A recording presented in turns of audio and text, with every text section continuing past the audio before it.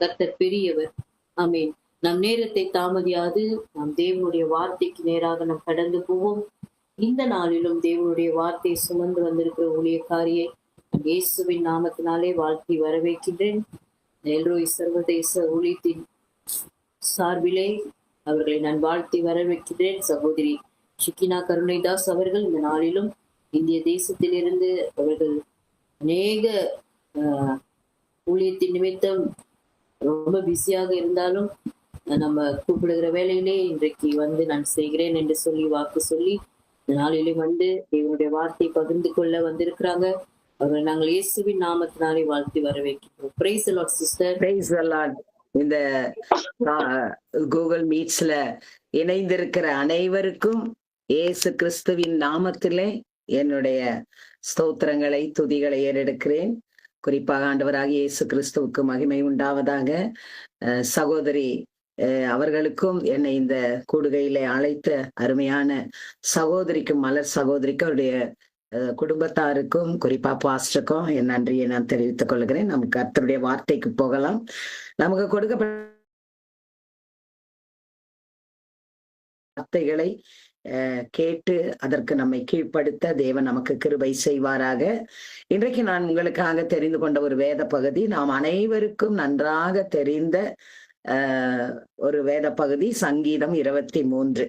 அந்த சங்கீத பகுதியை வாசிக்கிறேன். கர்த்தர் என் மேய்ப்பராயிருக்கிறார், நான் தாழ்ச்சி அடையேன். அவர் என்னை புல்லுள்ள இடங்களில் மேய்த்து அமர்ந்த தண்ணீர்கள் அண்டையில் என்னை கொண்டு போய் விடுகிறார்.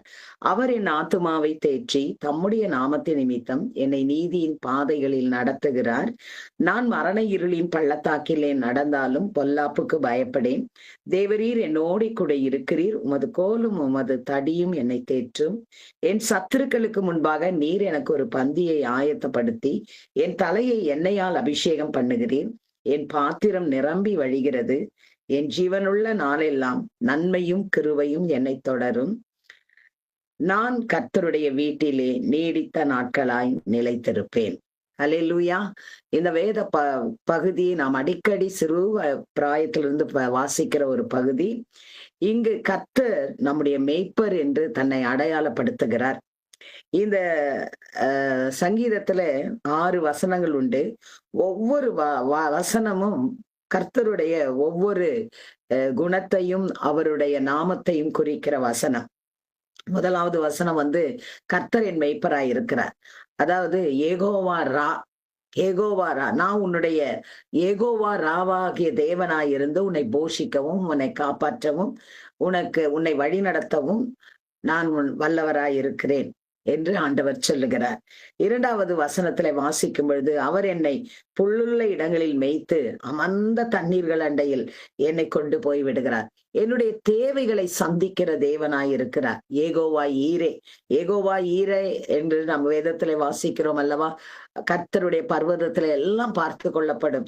ஆகவே தேவன் நம்முடைய தேவைகளை சந்திக்கிற ஒரு தேவனாக இருக்கிறார். 3வது வசனத்துக்கு நான் வரும் பொழுது அவர் என் ஆத்துமாவை தேற்றி தம்முடைய நாமத்தின் நிமித்தம் என்னை நீதியின் பாதைகளில் நடத்துகிறார்.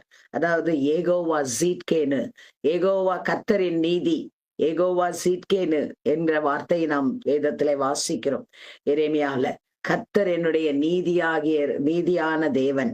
எனக்கு இயேசு கிறிஸ்துவை குறித்து வாசிக்கிறோம். அவரே நமக்காக நீதியானார், பரிசுத்தமும் மீட்பும் நீதியுமானார் என்று கொரிந்தியர்ல பவுல் எழுதுகிறார். அடுத்ததாக 4வது வசனத்துல நான் மரண இருளின் பள்ளத்தாக்கிலே நடந்தாலும் பொல்லாப்புக்கு பயப்படேன். தேவரீர் என்னோடு கூட இருக்கிறீர், உமது கோலும் உமது தடியும் என்னை தேற்றும்.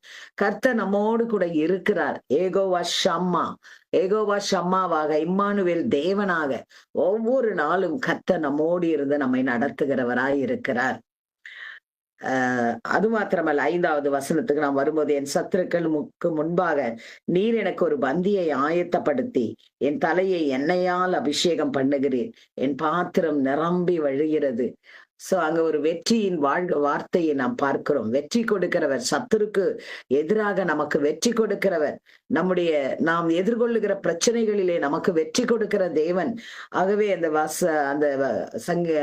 வசனத்துல ஏகோவா நிசியாக வெற்றி கொடுக்கிற தேவனாக யோசுவாவும் அமலேக்கியரை அவன் போர் செய்யும் பொழுது, யுத்தம் செய்யும் பொழுது அவன் அமலேக்கியரை மேற்கொள்வதற்கு தேவன் கிருபை செய்தார். அதுபோல இந்த காலை வேளையில தேவன் இந்த ஜெபத்திலே கலந்து கொள்ளுகிற ஒவ்வொருவருக்கும் உங்களுடைய பிரச்சனைகளை மேற்கொள்வதற்கான கிருபையை தேவன் உங்களுக்கு கொடுப்பார். உங்களுடைய எல்லா சூழ்நிலைகளையும் மேற்கொள்வதற்கான, உங்கள் பலவீனத்தை மேற்கொள்வதற்கான கிருபையை தேவன் இந்த காலை வேளையில உங்களுக்கு கொடுப்பார். இந்த நாளிலே உங்களுக்கு தருவார். நீங்கள் வாழுகிற நாளெல்லாம் வெற்றியின் வாழ்க்கை வாழ தேவன் உங்களுக்கு அருள் செய்வார். அதே போல 6வது வசனத்திலே வாசிக்கும் பொழுது, என் ஜீவனுள்ள நாளெல்லாம் நன்மையும் கிருபையும் என்னை தொடரும். அதாவது எப்பொழுது ஜீவனுள்ள நாளெல்லாம், நாம் வாழுகிற நாளெல்லாம், கர்த்தர் நம்மை இந்த உலகத்திலே வைத்திருக்கிற நாளெல்லாம் ஆண்டவர் நம்மோடு கூட இருப்பார்.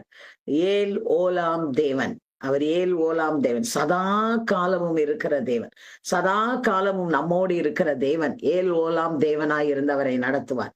இந்த சங்கீத பகுதியிலே ஒவ்வொரு வார்த்தையின் மூலமாகவும் கர்த்தர் நம்மோடு நமக்கு ஒரு வாக்குத்தத்தங்களை செய்கிற ஒரு தேவனாய் இருக்கிறார் இல்லையா? நம்ம தேவைகளை சந்திக்கிறவர், நம்மோடு கூட இருக்கிறவர், நம்முடைய நடுவிலே இருக்கிறார். ஏனென்றால் தேவன் நம் நடுவிலே இருக்கும் பொழுது வேத வசனம் சொல்லுகிறது, தேவன் அவர்கள் நடுவில் இருக்கிறார், அது அசையாது. தேவன் அதன் நடுவில் இருக்கிறார், அது அசையாது. அதிகாலையிலே தேவன் அதற்கு சகாயம் பண்ணுவார். சோ தேவன் நம் நடுவிலே இருக்கிறபடியினால் நாம் அசைய முடியாது. ஆண்டவர் நம்மை ஸ்திரப்படுத்தி, பலப்படுத்தி, நிலைநிறுத்தி நம்மை நடத்துவார், நம்மை உறுதிப்படுத்தி நடத்துவார். எந்த இடத்துல அசைவுகள் இருந்தாலும், விசுவாசத்திலே அசைவா, அன்பிலே அசைவா, ஆவிக்குரிய வாழ்க்கையில ஆசிலேஷன் இருக்குதா, ஆண்டவர் இந்த காலை வேளையில சொல்கிறார், நான் உன் நடுவிலே இருக்கிறேன், நான் உன்னை அசையாதபடி காத்து கொள்ளுகிற ஒரு தேவனாய் இருக்கிறேன். இப்படியாக தேவன் நமக்கு வாக்குகளை ஒவ்வொரு வார்த்தையிலும் நமக்கு எழுதி வைத்திருக்கிறார். ஏகோவா சீட்கேன், அவரே நம்முடைய நீதி, அவரே நம்முடைய பரிசுத்தம். நாம் பாவிகள் தான், ஆனாலும் அவருடைய நீதி நம்மை மூடி இருக்கிறது இல்லையா? அழுக்கான கந்தைகள் தான் நம்முடைய நீதி எல்லாம். ஆனால் அவருடைய நீதி, பரிசுத்தமான நீதி நம்மை மூடி இருக்கிறது. அவரே நமக்காக ஆகி நம்ம எல்லாம் நீதிமானாக்கி இருக்கிறார். சோ இந்த நாளிலே நான் இந்த வேதத்தின் ஒரு நாள் நான் இதை தியானிக்கும் பொழுது கர்த்தர் எனக்கு ஒரு காரியத்தை கற்றுக் கொடுத்தார். அதை தான் உங்களோடு நான் பகிர்ந்து கொள்ள போகிறேன்.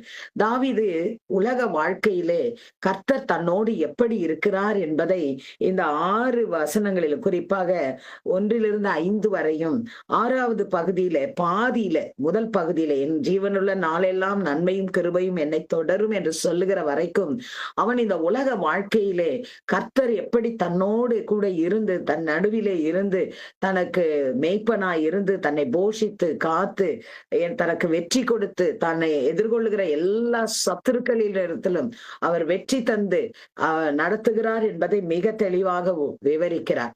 இந்த உலக வாழ்க்கையிலே நமக்கு என்ன காரியங்கள் எல்லாம் தேவையோ அதை தேவன் நமக்கு தர வல்லவர் என்பதை அவர் அங்கு கோடிட்டு காட்டுகிறார். அவனுடைய வாழ்க்கையிலே கூட தேவன் அவருடைய மேய்ப்பனாய் இருந்து அவனை நடத்தினார். அவன் நடுவிலே இருந்து, அவன் மரண இருளின் பள்ளத்தாக்கிலே போகும் பொழுதெல்லாம் எகோவா ஷம்மாவாய் இருந்து அவனை வழி நடத்தினார். அவனுடைய தேவைகள் எல்லாவற்றையும் சந்தித்தார். அவரை நீதியின் பாதைகளில் நடத்துவது மாத்திரமல்ல, அவனை புல்லுள்ள இடங்களில் வைத்து அவனுடைய தேவைகள், அவன் சவுலுக்கு பயந்து காடுகளுக்குள்ளே ஒளிந்து வாழ்ந்த போதெல்லாம் கூட அவனுடைய தேவைகளை எல்லாம் தேவன் சந்தித்தார். சத்ருவின் கைகளுக்கு அவனை விலக்கி மீட்டு கொண்டார்.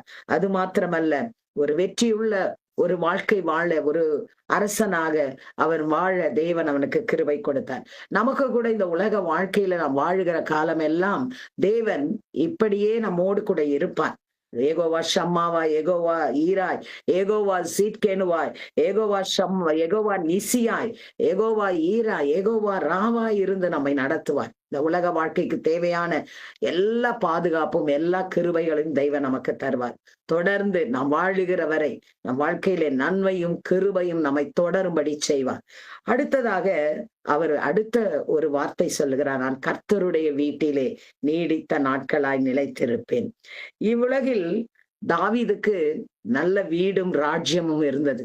ஒரு இஸ்ரவேலின் சமஸ்த சபைக்கும் சமஸ்த இஸ்ரவேலின் ராஜ்யத்துக்கும் அவன் ராஜாவாய் இருந்தான். அவனை கர்த்தர் ஆடு மேய்க்கிறவனை அந்த உயர்ந்த இடத்திலே அதிகாரத்திலே அவர் கொண்டு வந்து வைத்தார். அவனுக்கு இந்த உலகத்திலே எல்லா சம்பத்தும் எல்லா காரியங்களும் கிடைத்தது. எல்லாவற்றிலேயும் அவன் ஆசீர்வதிக்கப்பட்டவனாக, கர்த்தரால் தெரிந்து கொள்ளப்பட்டவன், கர்த்தருக்கு இருதயத்துக்கு ஏற்றவனாக இந்த உலகத்திலே வாழ்ந்ததினாலே கர்த்தர் அவனை எந்த இடத்திலும் அவர் விட்டுவிடவே இல்லை. தாவீதுக்கு அருளின நிச்சயமான கிருபைகள் என்று வேதத்திலே வாசிக்கிறோம். சோ தாவீதுக்கு ஆண்டவர் நிச்சயமான கிருபைகளை கொடுத்து இந்த உலக வாழ்விலே நிறைவாக, வெற்றியாக, தேவனுடைய நாமத்துக்கு மகிமையாக வாழ கிருபை செய்தார். ஆனால் அந்த தாவீதுக்கு இந்த உலகத்துல அவனுக்கு ஏராளமான பொன்னும் பொருளும் ஐஸ்வர்யமும் மகிமையும் பேரும் புகழும் எல்லா காரியமும் இந்த உலகத்திலே அவனுக்கு கிடைத்தது. அவனுக்கு எல்லா பலமும் வல்லமையும் அவனுக்கு இருந்தது. ஆனால் இந்த உலகத்திலே அவை எல்லாம் இருந்தாலும் அவனுக்கு ஒரு தரிசனம் இருந்தது. கர்த்தருடைய வீட்டை குறித்த ஒரு தரிசனம், கர்த்தருடைய வீட்டை குறித்த ஒரு தரிசனம். அவன் சொல்லுகிறான், இந்த உலகத்துல எனக்கு எல்லாம் நிறைவா இருக்கிறது, ஆனால் இந்த உலகத்திலே நான் நிரந்தரமாக வாழப்போவதில்லை. நான் கர்த்தருடைய வீட்டிற்கு போக போகிறேன். கர்த்தருடைய வீட்டிலே நான் நீடித்த நாட்களாய் நிலைத்திருப்பேன். எங்கு நான் நீடித்த நாட்களாய் நிலைத்திருப்பேன்? இந்த உலகத்திலே இத்தனை வசதிகள், வாய்ப்புகள், தேவைகள் எல்லாம் சந்திக்கப்பட்டு மனமகிழ்ச்சியோடு, சமாதானத்தோடு, வெற்றியோடு நான் வாழ்ந்தாலும் இந்த உலகம் எனக்கு நிரந்தரம் அல்ல. இந்த உலகம் எனக்கு நிரந்தரம் அல்ல. ஒரு தரிசனம் உண்டு. அது என்னவென்றால், நான் கர்த்தருடைய வீட்டிற்கு போவேன். நான் கர்த்தருடைய வீட்டுக்கு போவேன். கர்த்தருடைய வீட்டிலே தான் நான் என்றென்றும் எப்பொழுதும் நித்தியமாய் வாழுவேன் என்கிற அந்த தரிசனம் அவனுக்கு இருந்தது. ஆகவேதான் அவன் கடைசியாக அதை முடிக்கும் பொழுது சொல்லுகிறான், இந்த உலக வாழ்க்கையில எனக்கு எல்லாம் இருந்தாலும் இதெல்லாம் நிரந்தரமானதல்ல, எனக்கென்று ஒரு நித்திய வீடு இருக்கிறது. அருமையான தெய்வ பிள்ளைகளே, இந்த உலகத்திலே நமக்கு எவ்வளவு ஆசீர்வாத நன்மைகள் எல்லாம் இருந்தாலும் ஆண்டவர் நமக்கென்று ஒரு வீட்டை வைத்திருக்கிறார். அந்த வீட்டிற்கு போவதுதான் நம்முடைய நோக்கம். அதற்காக தான் நம்மை தெரிந்து கொண்டார் என்பதை நாம் மறந்துவிடக் கூடாது. வேதத்திலே கர்த்தருடைய வீட்டை குறித்து பல பெயர்கள் சொல்லப்படுகிறது. இயேசு கிறிஸ்து யோவான் எழுதின சுவிசேஷத்திலே சொல்லும் பொழுது பிதாவின் வீடு என்று சொல்லுகிறார். 14ஆம் அதிகாரத்திலே சொல்லும் பொழுது, என் பிதாவின் வீட்டில் அநேக வாசஸ்தலங்கள் உண்டு. அப்படி என்றால் பரலோக ராஜ்யம் பிதாவின் வீடு. அவருடைய வருகைக்காக காத்திருக்கிறோம். அவர் வந்து நம்மை அந்த பிதாவின் வீட்டிற்கு அழைத்து செல்ல போகிறதை வாக்கு கொடுத்து சென்றிருக்கிறார். ஆகவே அந்த பிதாவின் வீட்டை குறித்த ஒரு தரிசனம் நமக்கு வேண்டும். அந்த பிதா, இந்த உலகத்துல எவ்வளவுதான் காரியங்களை நாம் அனுபவித்தாலும் நம்முடைய தரிசனம், நம்முடைய நோக்கம் எல்லாம் அந்த பிதாவின் வீட்டிற்கு போவதை குறித்த எண்ணம் இருக்கணும். தாவீதுக்கு அந்த எண்ணம் இருந்தது. நான் இந்த உலகத்திலே நேர்த்தியான இடங்களில் எனக்கு பங்கு கிடைத்தது என்று சொல்லுகிறான். நான் கர்த்தருடைய வீட்டிலே நித்திய நாட்களாய் நிலைத்திருப்பேன் என்று சொல்லுகிறான். ஆகவே அந்த தரிசனம், அந்த ஏக்கம், அந்த வாஞ்சை நமக்கும் இந்த நாட்கள்ல இருக்க வேண்டும். வருகைக்காக நாம் ஆயத்தப்பட வேண்டும். பவுல் இந்த வீட்டை குறித்து சொல்லும் பொழுது 2 கொரிந்தியர் 15:1 நாம் நித்திய வீடு என்று குறிப்பிடுகிறார் இல்லையா? நாம் பரலோகத்திற்கு செல்வது என்பது அது நித்திய வீடு. அது என்றென்றைக்கும் அழியாத, அசையாத ஒரு நித்திய வீடு என்று சொல்லி நித்திய வீட்டிற்கு போவதற்கு தான் நாம் ஆயத்தமாகிறோம் என்று சொல்லுகிறார்.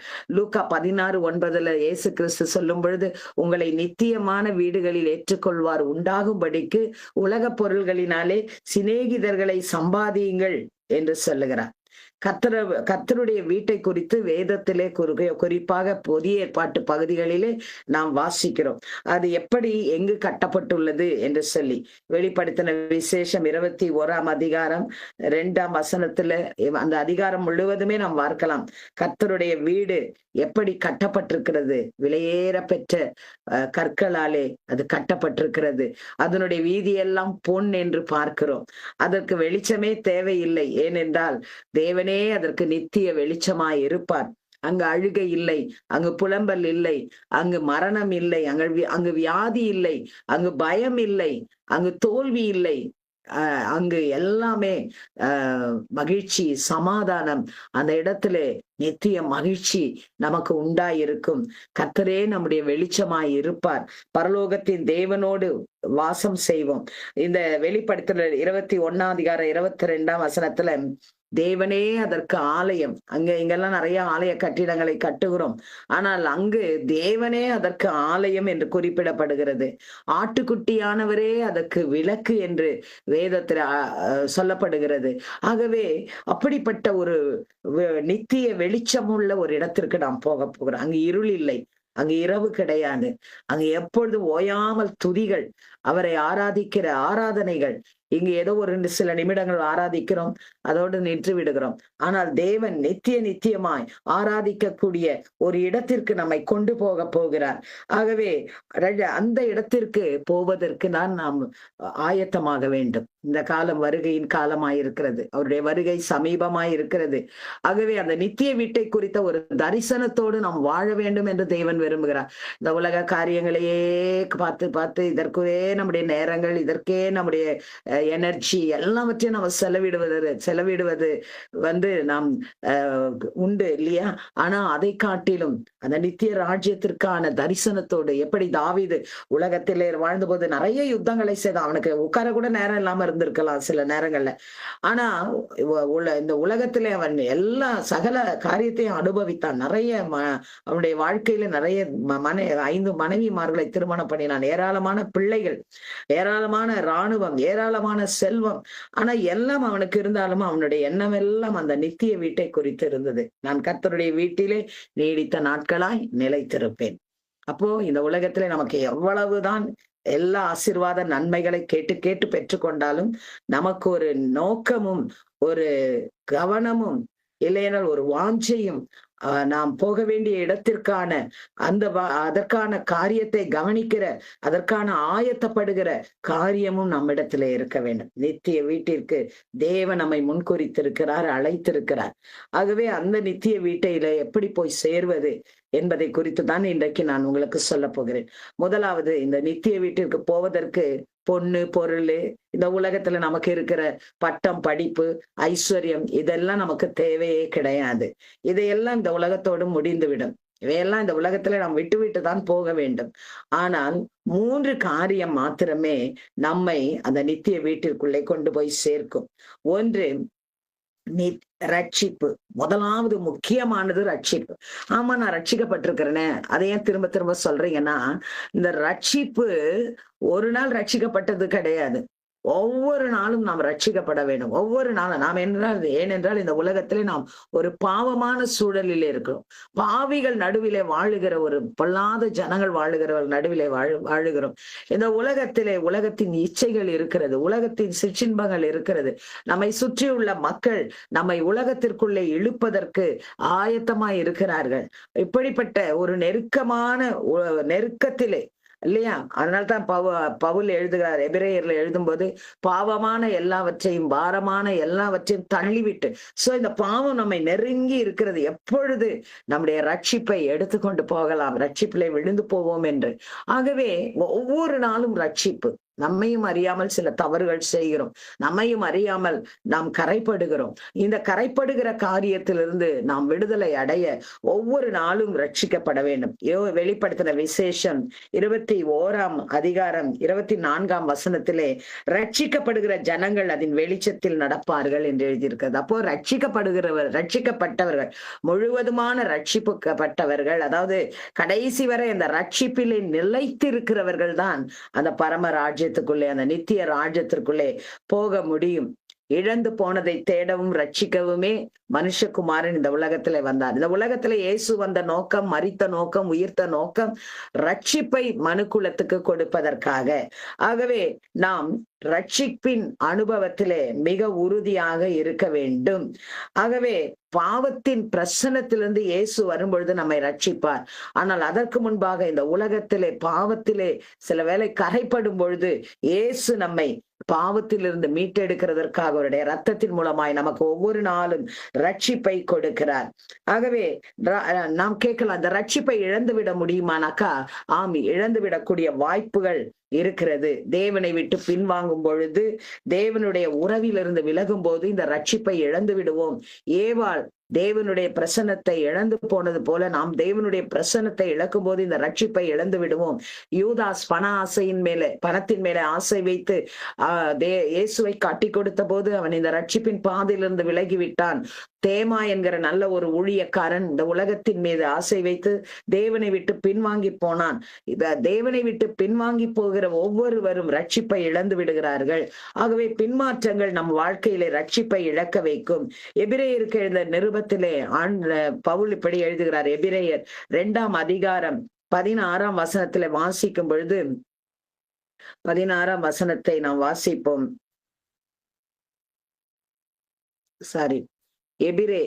எபிரேயர் 2ஆம் அதிகாரம் 4ஆம் வசனம். அடையாளங்களினாலும் அற்புதங்களினாலும் பலவிதமான பலத்த செய்கைகளினாலும் தம்முடைய சித்தத்தின்படி பகிர்ந்து கொடுத்த பரிசுத்தாவின் வரங்களினாலும் தேவன் தாமே சாட்சியாக கொடுத்ததுமாயிருக்கிற இவ்வளவு பெரிதான ரட்சிப்பை குறித்து நாம் கவலையற்றிருப்போமானால் தண்டனைக்கு எப்படி தப்பித்துக் கொள்ளுவோம்? கர்த்தர் மூலமாய் அறிவிக்கப்பட்டு பின்பு அவரிடத்தில் கேட்டவர்களாலே நமக்கு உறுதியாக்கப்பட்ட அடையாளங்களினாலும் அற்புதங்களினாலும் பலவித பலத்த செய்களாலும் நம்மை ஆண்டவர் ரட்சித்திருக்கிறார். அப்படியான இந்த ரட்சிப்பை குறித்த நாம் கவலையற்றிருப்போமானால், சில பேருக்கு நிறைய பேருக்கு ரட்சிப்பு நம்ம கூட இருக்குதா இல்லையானே தெரியாது. எங்கன்னா சில பொருட்களை எங்கன்னா ஒரு சர்டிபிகேட் அது எங்கேயோ வாங்க என்னைக்கோ ஒரு நாள் உள்ள வச்சிருவோம். திடீர்னு யாரா வந்து கேட்டா போய் தேடுவோம், காணோம்னு. ஆகவே ஒரு விலை உயர்ந்த நெக்லஸ் ரொம்ப பத்திரமா வச்சிருக்கிறோம், பத்திரமா பூட்டி வச்சு அப்பப்போ எடுத்து பாத்துக்கிறோம், இந்த இருக்குதா அப்படின்னு சொல்லி, இல்லையா? அது போல அதை காட்டிலும் விலையேற பெற்ற ரட்சிப்பை நாம் இழந்து போகாதபடிக்கு நாம் ரொம்ப கவனமாக இருக்க வேண்டும். ஆகவேதான் பிலிப்பியர்ல பவுல் அதை அவர்களுக்கு சொல்லும் பொழுது இப்படி எழுதுகிறார். 2ஆம் அதிகாரத்துல, பிலிப்பியர் 2ஆம் அதிகாரத்துல நாம் வாசிக்கிறோம் 12ஆம் வசனம்.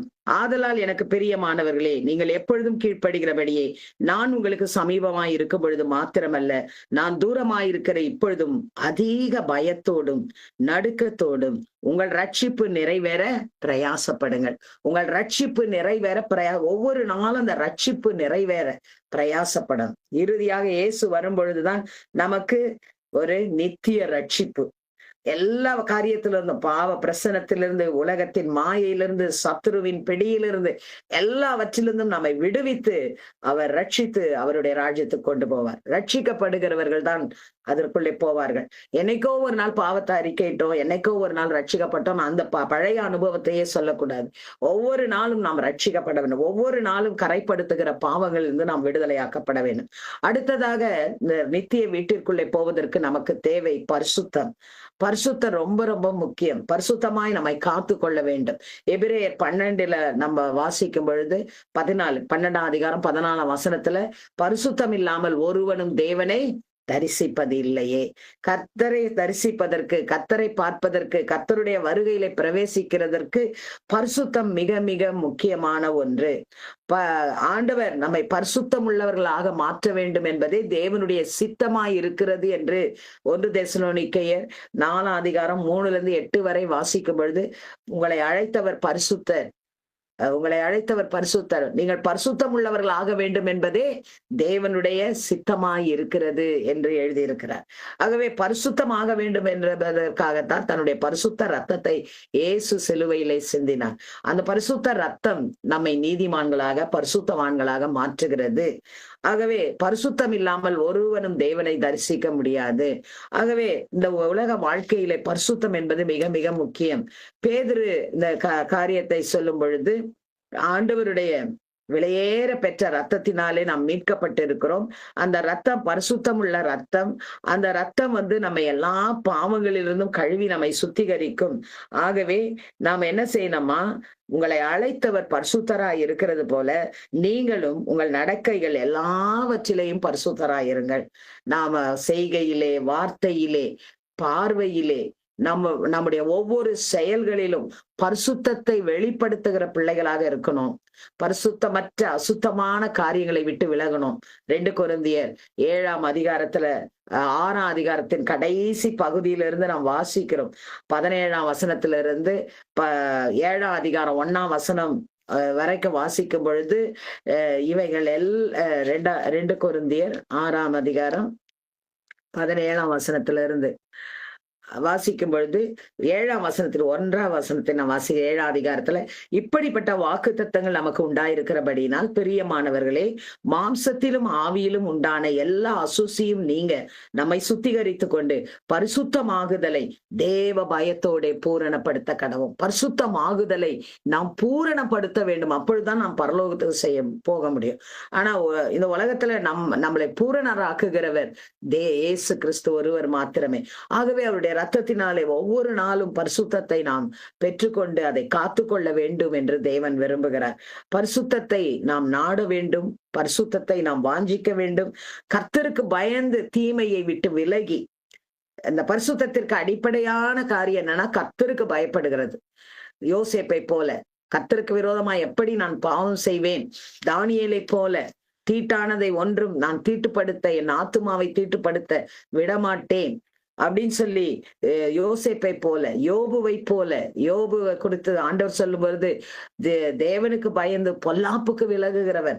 அப்போ கர்த்தருக்கு பயப்படுகிற பயத்திலே நாம் வாழ வேண்டும். நிறைய பேர் ரொம்ப கர்த்தருடைய காரியங்களை அசட்டை பண்ணுகிறதாக இந்த கடைசி காலத்துல பார்க்கிறோம். கண்கூடாக நிறைய எல்லாவற்றிலும் நடை, உடை, பாவனைகளிலே, உங்கள் நடக்கைகள் எல்லாவற்றிலே இன்றைக்கு கர்த்தருக்கு விரும்புகிறபடி யாரும் நடப்பதற்கு மிகவும் தயங்குகிறார்கள். ஆனால் கர்த்தர் இன்றைக்கு சொல்லுகிறார், நாம் கர்த்தருக்கு பயந்து தீமையை விட்டு விலகி, உலகத்தை விட்டு விலகி நம்மை பரிசுத்தமாய் காத்து கொள்ள வேண்டும். அப்பொழுதுதான் பரிசுத்தமாகுதலை தெய்வ பயத்தோட பூரணப்படுத்தும் போது அவர் வருகையிலே பரிசுத்தர் ஆகிய இயேசுவை நாம் தரிசிக்க முடியும். பரிசுத்தம் இல்லாமல் ஒருவனும் தேவனை தரிசிக்க முடியாது. கடைசியாக விசுவாசம் மிக மிக முக்கியம். யோவான் 1:14 அதிகாரம் 1ஆம் வசனத்துல இயேசு சொல்லும் பொழுது, உங்கள் இருதயம் கலங்காது இருப்பதாக என்னிடத்தில் விசுவாசமாயிருங்கள், தேவனிடத்தில் விசுவாசமாயிருங்கள் அப்படின்னு சொல்றாரு. அவர் ஏன் விசுவாசம்? அதை சொல்லிட்ட பிறகு அவர் அந்த நித்திய வீட்டை குறித்து பேசுகிறார், பிதாவின் வீட்டை குறித்து பேசுகிறார். என் பிதாவின் வீட்டிலே அநேக வாசஸ்தலங்கள் உண்டு, நான் போய் உங்களுக்காக ஒரு ஸ்தலத்தை ஆயத்தப்படுத்தி நான் வந்து உங்களை அங்கு அழைத்து செல்வேன் என்ற வாக்கு தத்தத்தை, உறுதியை அங்கு கொடுக்கிறதை நாம் பார்க்கிறோம்.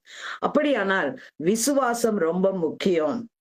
எபிரேயர்ல வாசிக்கிறோம், அதாவது எபிரேயர் 10ஆம் அதிகாரத்துக்கு நம்ம வந்து சொன்னாக்கா, நாம் விசுவாசத்திலே உறுதி உள்ளவர்களாய் இருக்க வேண்டும் என்று அங்கு அவர் சொல்லும் பொழுது அவர் ஒரு வார்த்தையை சொல்லுகிறார். என்னவென்றால், எபிரேயர் 10ஆம் அதிகாரத்திலே, ஆகையால் நீங்கள் மிகுந்த பலனுக்கு ஏதுவான உங்கள் தைரியத்தை விட்டு விடாதீர்கள், 35ஆம் வசனம் சொல்லிட்டு 38ஆம் வசனத்துல சொல்லுகிறார், விசுவாசத்தினாலே நீதிமான் பிழைப்பான், பின்வாங்கி போவான், ஆனால் அவன் மேல் என் ஆத்துமா பிரியமாயிராது. நாமோ கெட்டு போக பின்வாங்குகிறவர்களாய் இராமல் ஆத்துமா ஈடேற விசுவாசிக்கிறவர்களாய் இருக்கிறோம். மிகுந்த பலனுக்கு ஏதுவான ஒரு தைரியமுள்ள ஒரு விசுவாசம். சாத்ராக் மேஷாக் கிட்ட இருந்த அந்த விசுவாசம், அநேக தேவ பக்தர்களுக்குள்ளே, ஆபிரகாமுக்குள்ளே இருந்த அந்த விசுவாசம் நமக்குள்ளே உறுதியாக நிலைத்திருக்க வேண்டும். விசுவாசத்திலே நிலைத்திருங்கள். பவுல் சொல்லும் பொழுது, விழித்திருங்கள், விசுவாசத்திலே நிலைத்திருங்கள். ஏன் நிலைத்திருக்கணும்? அந்த விசுவாசம் தான் நம்மை பரலோகத்துக்கு கொண்டு போய் சேர்க்கும். லூக்காவில் ஆண்டவர் சொல்லும் பொழுது, மனுஷகுமாரன் வரும் பொழுது விசுவாசத்தை காண்பாரும். நிறைய பேர் நினைச்சிட்டு இருக்கிறோம் நாம ரொம்ப விசுவாசிங்க, பெரிய விசுவாசிங்க அப்படின்னு சொல்லிட்டு, அதை ஆண்டவர் வந்து பார்க்கும்போது தான் யார்கிட்டலாம் தேடி தேடி பார்க்க போறாரோ தெரியல, இல்லையா? விசுவாசம் போல பேசுகிறோம், விசுவாசத்துல பெரிய வீரர்கள் போல பேசுகிறோம், பாடுகிறோம். ஆனா உள்ளுக்குள்ள அவிசுவாசங்கள் நிறைய நிரம்பி இருக்கிறது. ஆண்டவர் சொல்றாரு, நம்முடைய ஆத்துமா ஈடேறணும். இந்த உலகத்திலிருந்து பரலோகத்திற்கு போய் சேர வேண்டும், ஈடேறணும், இங்கிருந்து போய் அங்க சேரணும். அதற்கு விசுவாசம் மிக மிக முக்கியமானது. விசுவாசத்தினாலே தான் நாம் தேவனுடைய ராஜ்யத்துக்குரியவர்களாய் போவோம். அதனால தான் பவுல் சொல்றாரு 2 தீமோத்தேயு 4ஆம் அதிகாரத்துல சொல்லும்போது 7ஆம் வசனத்துல எல்லாம், நல்ல போராட்டத்தை போராடினேன், ஓட்டத்தை முடித்தேன், விசுவாசத்தை காத்துக்கொண்டேன். என் சபைகளை காத்துக்கொண்டேன், எனக்கு கொடுத்த எல்லாத்தையும் நான் காத்துக்கொண்டேன், அதை காத்துக்கொண்டேன், இதை காத்துக்கொண்டேன்னு சொல்ல, விசுவாசத்தை ஏன் விசுவாசம் ரொம்ப முக்கியம். அதை ரொம்ப பத்திரமா பார்த்துக்கணும், அதை விட்டுவிடக்கூடாது.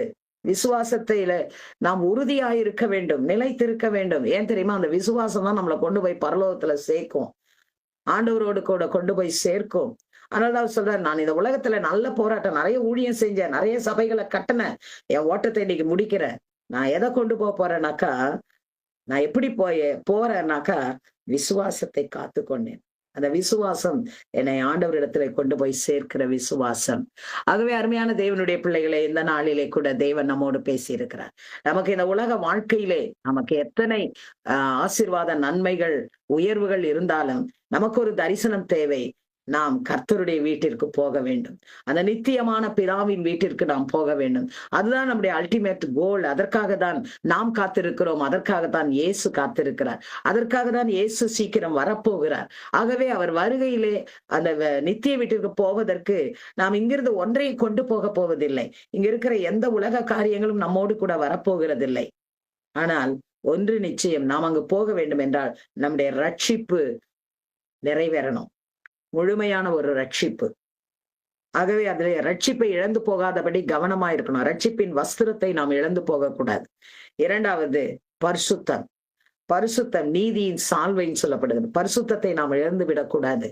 பரிசுத்தமாய் ஒவ்வொரு நாளும் வாழ மிக கவனமாய் இருக்க வேண்டும். விசுவாசத்தை விட்டுவிடக்கூடாது. அந்த விசுவாசம்தான், அதற்காக ஒரு நல்ல போராட்டத்தை போறணும். தீமோத்தேயுக்கு சொல்லும் பொழுது விசுவாசம் உள்ளவனாயிரு, நித்திய ஜீவனை பற்றிக்கொள் என்று சொல்லுகிறார். இந்த நித்திய ஜீவனை எதனால் பற்றி கொள்ள முடியும்? விசுவாசத்தினால்.